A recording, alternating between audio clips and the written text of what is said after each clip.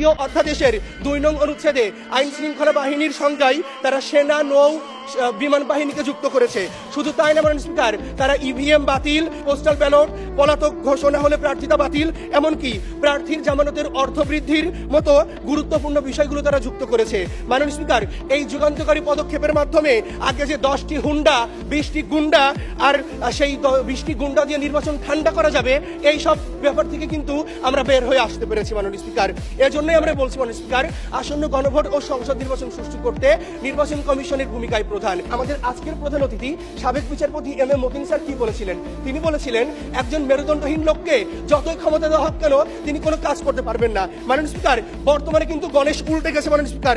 নির্বাচনকালীন যখন নির্বাচন কমিশন স্বাধীন, তখন মাননীয় স্পিকার আমরা বারবার জোর করাই বলতেই পারি যে নির্বাচন কমিশন প্রধান ভূমিকা পালন করবে। মাননীয় স্পিকার, আজকের এই সংসদে দাঁড়িয়ে আমরা বলতে চাই না আর বাংলাদেশে আর কোনো বিনা ভোটের নির্বাচন হোক, কোনো নিশিরাতের নির্বাচন হোক, কোনো আমিটামির নির্বাচন হোক। মাননীয় স্পিকার, দেখুন যে আমরা চাই না বাংলাদেশে আর কোনো স্বৈরাচার জন্ম নিক মাননীয় স্পিকার। ঠিক সেই জায়গায় দাঁড়িয়ে আমরা বলতে চাই মাননীয় স্পিকার, আজকে তরুণদের এই সংসদে গণতন্ত্রকে বাঁচাতে জনগণ